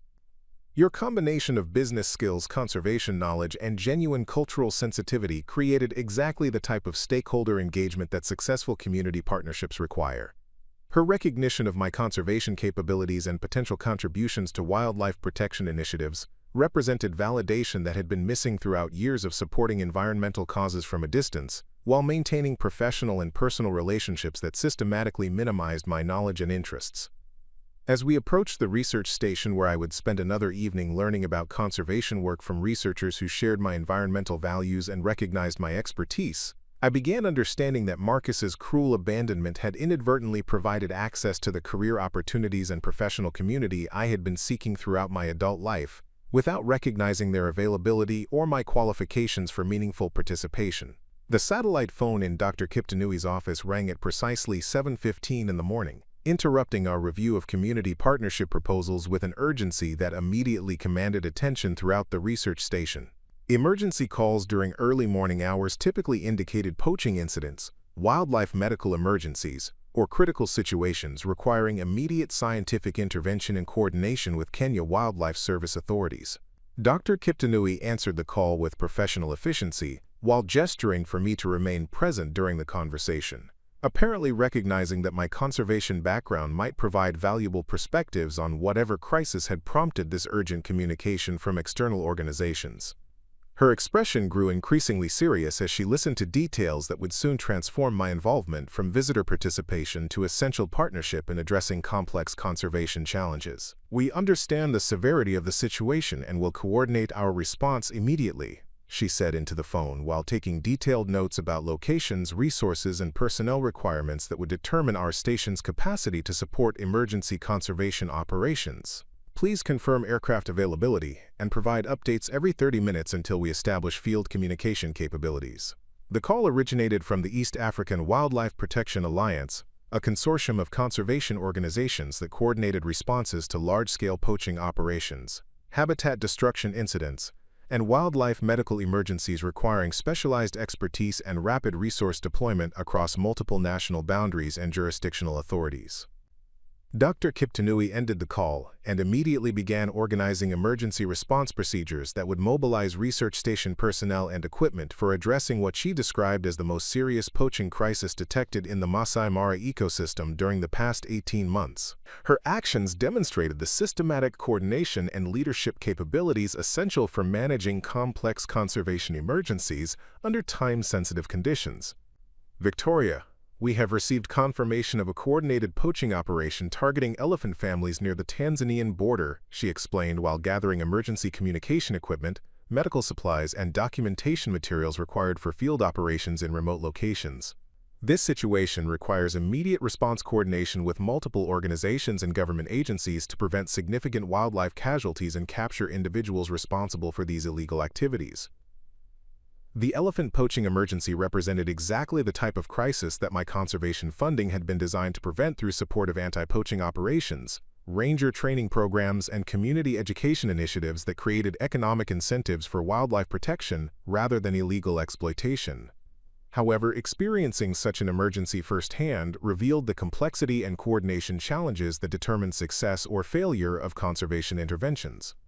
Dr. Kiptanui continued briefing me about emergency response protocols while assembling field equipment that would support wildlife protection operations requiring scientific documentation, veterinary intervention, and coordination with law enforcement agencies pursuing criminal prosecution of poaching organizations. Her preparation demonstrated professional competence developed through years of managing similar crises under challenging conditions. Our research station serves as the regional coordination center for conservation emergencies because we maintain communication equipment, medical facilities, and personnel trained in wildlife emergency response procedures, she explained while checking GPS units, radio frequencies, and emergency medical supplies. "Today's operation will require coordination with Kenya Wildlife Service rangers, Tanzanian conservation authorities, veterinary specialists, and community anti-poaching units that you have been funding through your charitable contributions." Her mention of my conservation funding work in the context of emergency response operations created a profound sense of connection between my distant financial support and real-world wildlife protection activities that required immediate action to prevent animal deaths and environmental destruction. This represented the first opportunity to witness directly how my contributions translated into tangible conservation outcomes under crisis conditions.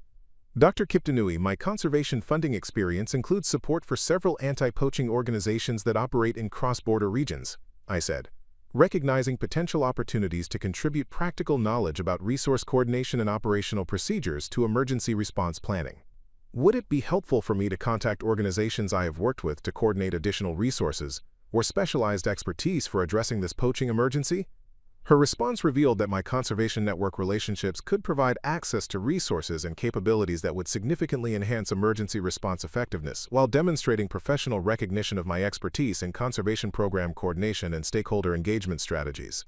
Victoria, your connections with anti-poaching organizations could provide exactly the type of additional support we need for addressing this large-scale operation, she said, with obvious appreciation for resources that could supplement research station capabilities.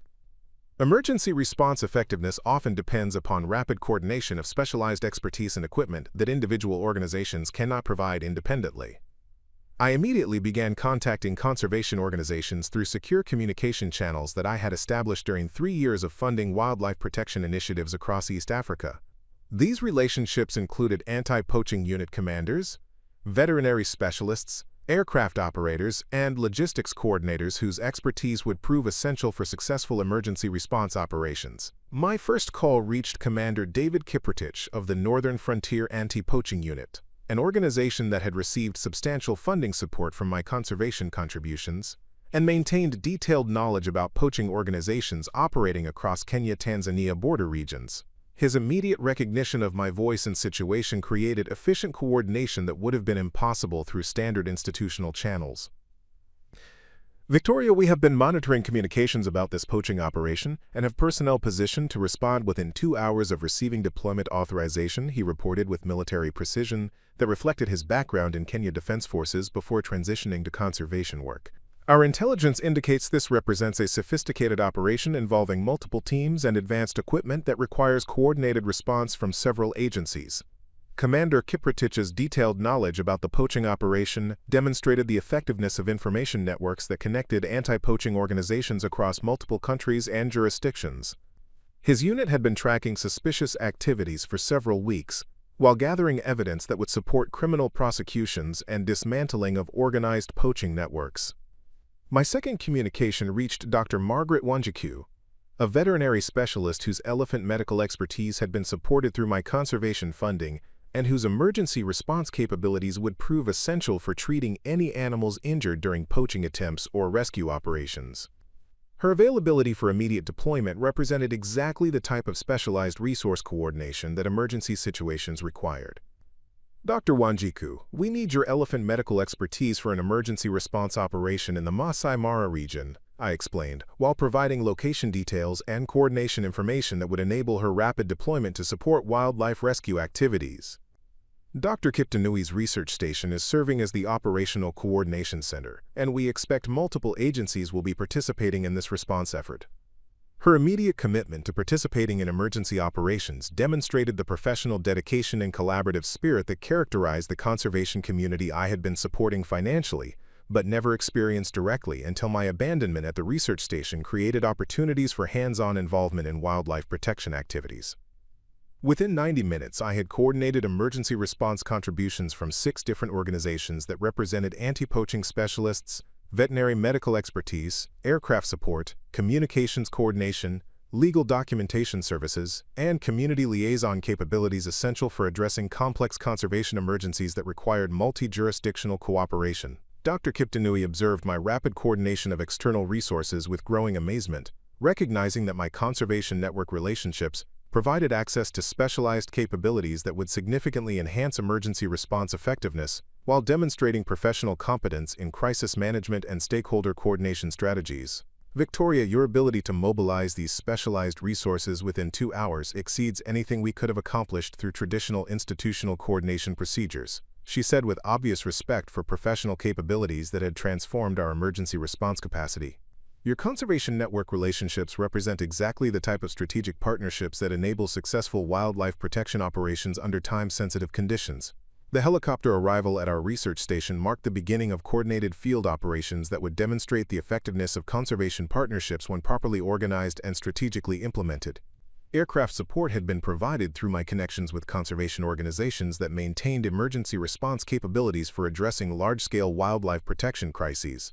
Commander Kiprotich arrived with a team of 12 specialized anti-poaching rangers, whose training and equipment represented years of development supported through conservation funding that I had provided without ever witnessing their operational capabilities firsthand.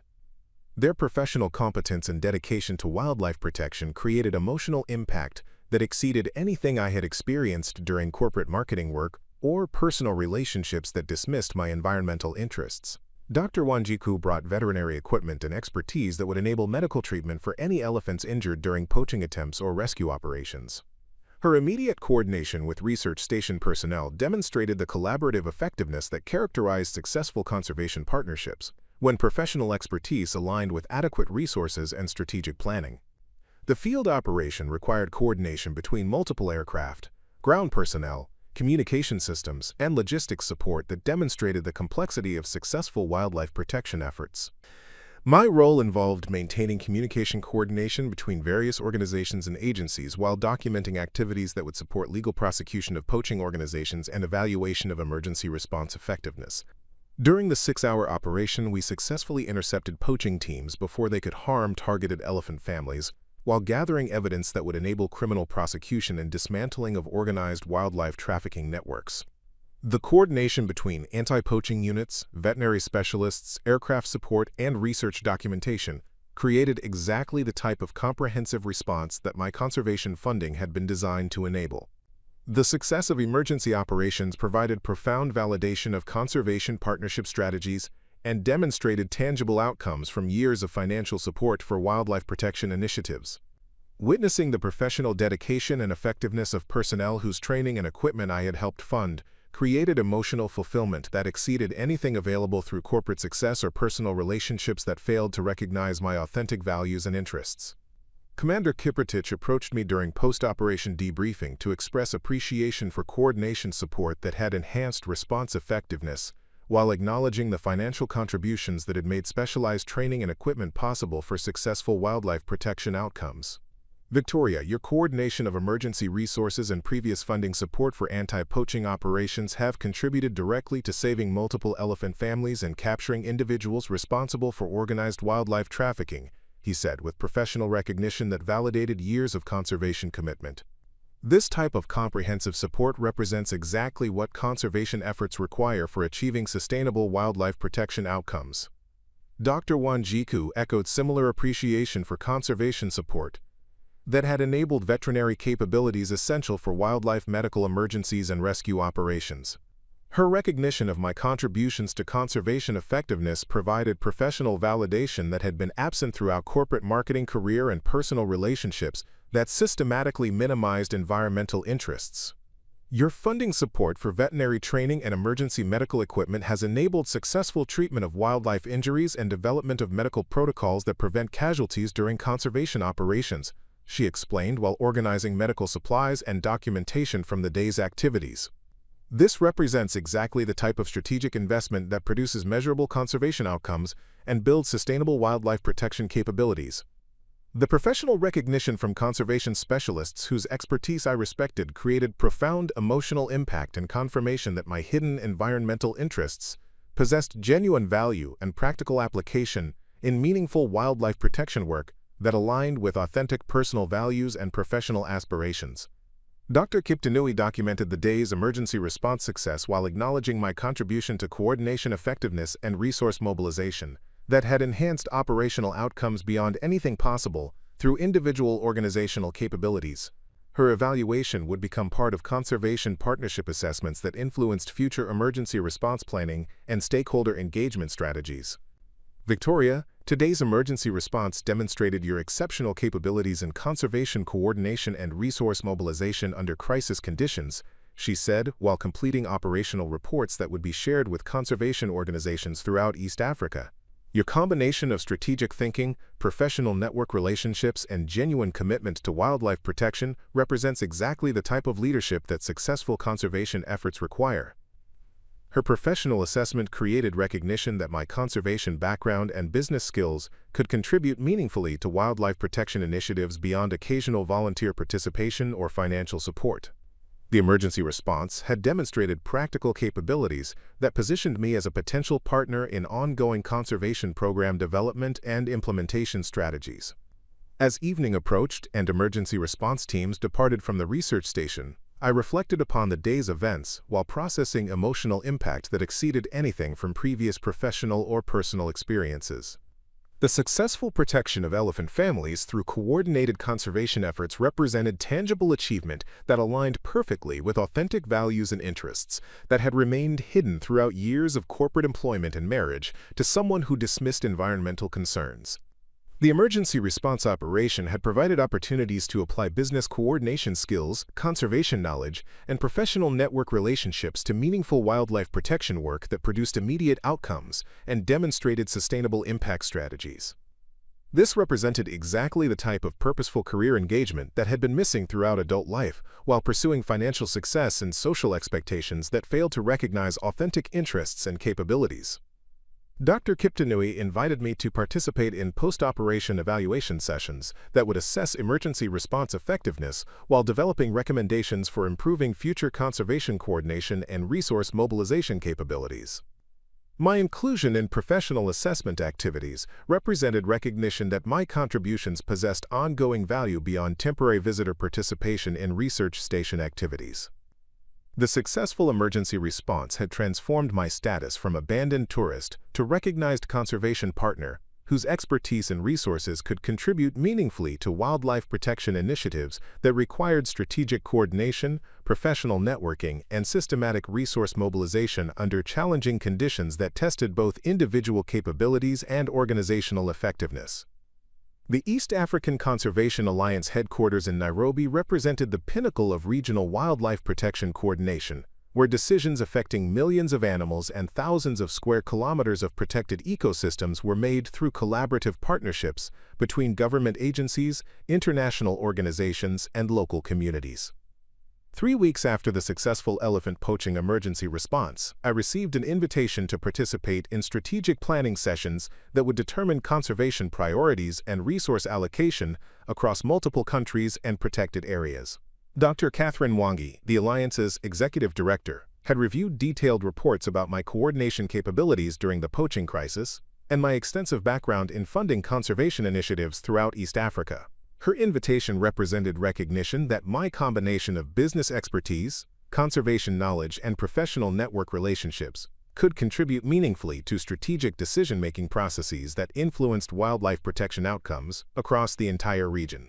The Alliance headquarters occupied a modern building in Nairobi's diplomatic quarter, where international development organizations, environmental foundations, and government agencies maintained offices that facilitated coordination of conservation programs requiring multinational cooperation and resource sharing. The facility housed comprehensive data systems, communication networks, and meeting spaces designed to support complex planning processes involving dozens of stakeholder organizations. Dr. Mwangi possessed impressive credentials that included advanced degrees in wildlife ecology and environmental policy, 15 years of field research experience, and demonstrated success in developing conservation partnerships that balanced environmental protection with community economic development objectives. Her leadership of the Alliance represented recognition from the international conservation community that her strategic vision and operational competence could advance wildlife protection efforts through collaborative approaches. Ms. Ashford, your coordination of emergency response resources during the recent poaching crisis demonstrated exactly the type of strategic thinking and professional network capabilities that our alliance requires for addressing increasingly complex conservation challenges, she said during our initial meeting in her office overlooking Nairobi National Park. We would like to explore opportunities for formalizing your involvement in regional conservation planning and program implementation activities. Her proposal exceeded anything I had imagined possible when Marcus abandoned me at the research station 4 weeks earlier with the intention of teaching me lessons about dependence and gratitude. Instead of punishing me for displaying knowledge and independence that threatened his ego, his cruel actions had delivered me directly into professional opportunities that aligned perfectly with authentic interests and capabilities that had been suppressed throughout years of corporate employment and marriage to someone who systematically dismissed environmental concerns. The strategic planning session brought together conservation leaders from 12 countries, representing government agencies, research institutions, community organizations, and international foundations whose coordinated efforts determined the effectiveness of wildlife protection initiatives across East Africa.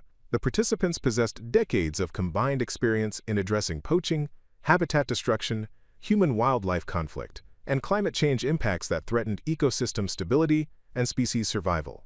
Dr. James Mukasa from Uganda Wildlife Authority presented data about elephant population recovery in protected areas where community-based conservation programs had created economic incentives for wildlife protection rather than exploitation. His findings demonstrated measurable improvements in animal survival rates and habitat quality when local communities received direct benefits from conservation tourism and sustainable resource management agreements. The presentation validated strategic approaches that my conservation funding had been supporting for 3 years, confirming that community partnership models produce superior outcomes compared to traditional preservation approaches that excluded local populations from economic benefits associated with wildlife protection. The data provided empirical evidence that justified continued investment in collaborative conservation strategies. Professor Sarah Luwanga from Makerere University Research Institute contributed findings about habitat connectivity requirements for maintaining viable wildlife populations during periods of environmental change and human development pressure. Her research emphasized the critical importance of wildlife corridors that enabled animal movement between protected areas while supporting traditional land use practices that complemented rather than competed with conservation objectives.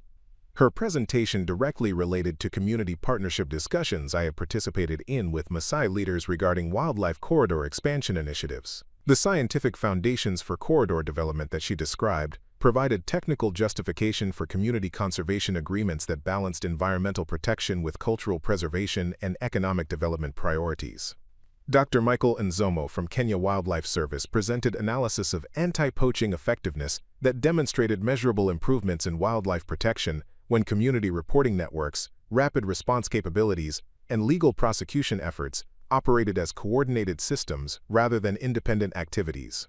His findings highlighted the importance of comprehensive approaches that addressed multiple aspects of wildlife trafficking and illegal exploitation.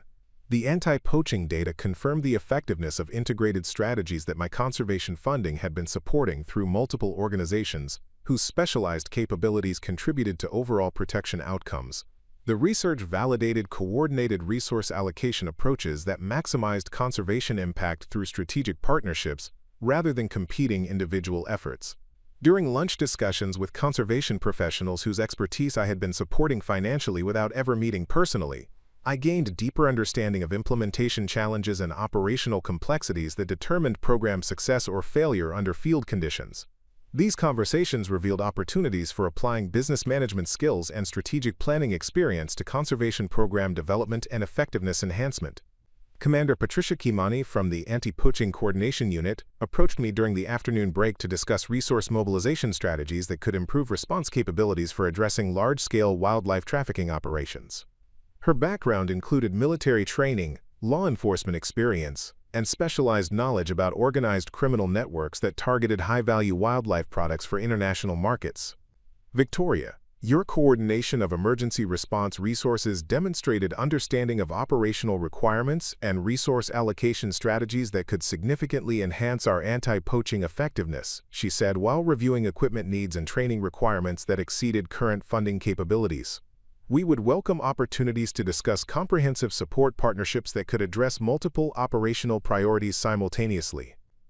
Her recognition of my operational coordination capabilities and potential contribution to anti-poaching program enhancement represented professional validation that exceeded anything available through corporate marketing achievements or personal relationships that failed to acknowledge authentic interests and expertise in environmental protection activities. Dr. Robert Chariot from the Community Conservation Research Center presented findings about economic impact assessments that measured community benefits from wildlife tourism and conservation program participation. His research demonstrated substantial income improvements and social development outcomes when conservation partnerships provided genuine economic opportunities rather than symbolic participation in environmental protection activities. The economic data validated community engagement strategies that my conservation funding had been supporting through organizations that prioritized local empowerment and benefit sharing as essential components of sustainable wildlife protection initiatives. The research confirmed that authentic partnership approaches produce superior outcomes compared to traditional conservation models that excluded community priorities from program design and implementation.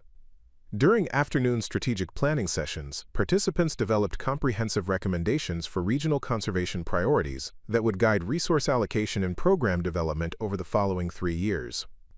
The planning process required integration of scientific research findings, community partnership requirements, government policy objectives, and funding availability assessments that determined feasibility of proposed conservation initiatives.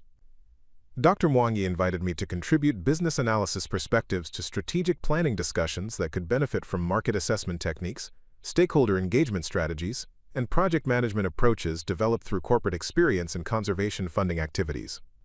My participation represented recognition that business skills possess direct relevance to conservation program planning and implementation effectiveness. The strategic planning discussions revealed opportunities for applying pharmaceutical marketing experience to conservation communication challenges that required presentation of complex scientific information in formats accessible to community leaders, government officials, and funding organizations whose support determined program viability and sustainability. My contributions focused on stakeholder communication strategies, performance measurement systems, and partnership development approaches that could enhance conservation program effectiveness while building sustainable support networks among diverse constituencies whose cooperation determined long-term success or failure of wildlife protection initiatives.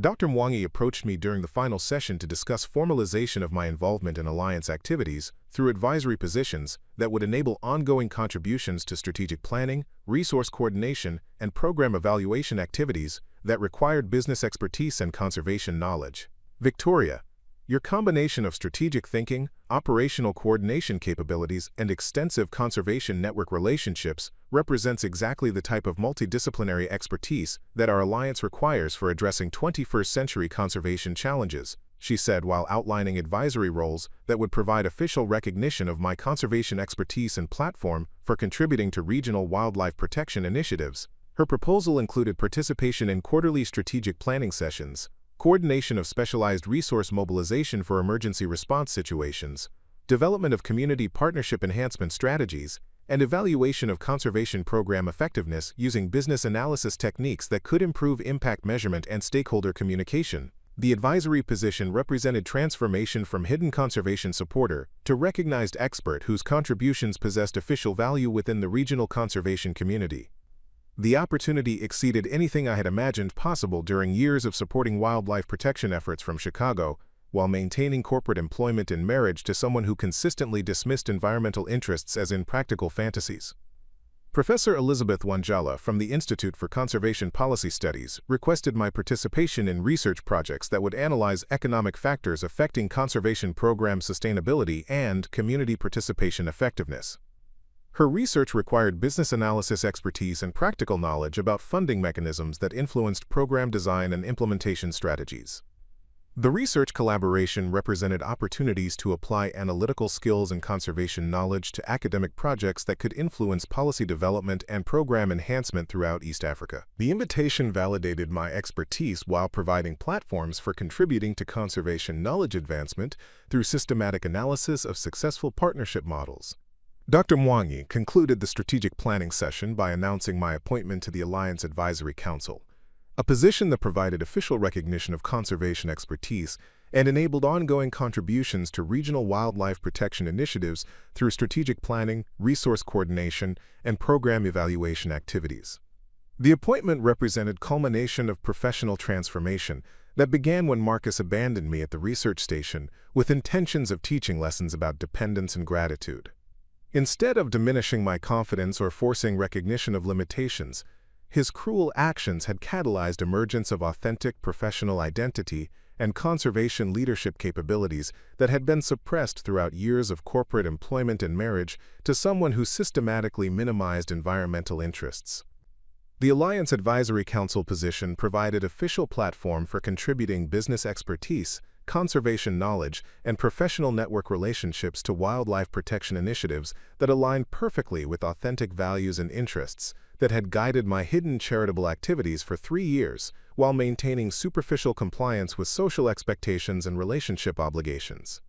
During the return flight to the Masai Mara Research Station, I reflected upon professional recognition that validated years of conservation commitment while providing opportunities for meaningful contributions to environmental protection efforts that exceeded anything possible through distant financial support or corporate marketing achievements. The Advisory Council appointment represented transformation from abandoned wife to recognized conservation leader whose expertise possessed official value within regional wildlife protection communities. The position provided authority and credibility that would enable significant contributions to conservation program development and strategic planning activities that influenced environmental outcomes across multiple countries and protected ecosystems. Dr. Kiptanui welcomed my return to the research station with obvious pride and professional achievements that had exceeded all expectations for temporary visitor participation in conservation activities. My appointment to the Alliance Advisory Council represented recognition that reflected positively upon research station effectiveness in developing conservation partnerships and identifying potential contributors to regional wildlife protection initiatives. Victoria, your appointment to the Alliance Advisory Council represents exactly the type of professional recognition that validates our research station's approach to conservation partnership development and stakeholder engagement, she said, while reviewing official documentation that confirmed my advisory position and outlined responsibilities for contributing to strategic planning and program coordination activities. The research station had provided the environment where hidden conservation expertise could flourish into recognized professional capabilities that contributed meaningfully to wildlife protection initiatives, requiring strategic coordination, resource mobilization, and stakeholder engagement expertise developed through business experience and conservation funding activities. The Advisory Council position established credibility and authority that would enable ongoing contributions to conservation efforts, while providing professional identity that aligned with authentic interests and values, rather than social expectations or relationship obligations that had constrained personal growth and career development throughout adult life. As I prepared for sleep in research station accommodation that had become home during the most transformative month of my professional life, I anticipated opportunities for contributing to conservation initiatives that would provide genuine fulfillment and measurable environmental impact through application of business skills and conservation knowledge to meaningful wildlife protection challenges that required collaborative solutions and strategic thinking. The secure communication facility at the East African Conservation Alliance headquarters provided the technological infrastructure necessary for coordinating complex international conservation initiatives that required real-time collaboration between organizations across multiple time zones and jurisdictional boundaries. 6 weeks after my appointment to the Advisory Council, I found myself utilizing these sophisticated systems to implement the most ambitious conservation project of my career, one that would reveal the true extent of my financial resources and organizational capabilities to the broader wildlife protection community. The project originated from strategic planning discussions that identified critical funding gaps preventing implementation of comprehensive anti-poaching programs across 3 countries where organized wildlife trafficking operations had intensified beyond the capacity of existing protection resources. Traditional conservation organizations possessed technical expertise and operational experience, but lacked sufficient capital for equipment procurement, personnel training, and infrastructure development necessary for effective large-scale interventions. Dr. Catherine Mwangi had approached me during the previous week with a confidential briefing about intelligence reports indicating coordinated elephant and rhino poaching operations that threatened to eliminate entire populations within protected areas unless immediate action could mobilize resources exceeding anything available through conventional funding channels or government appropriations.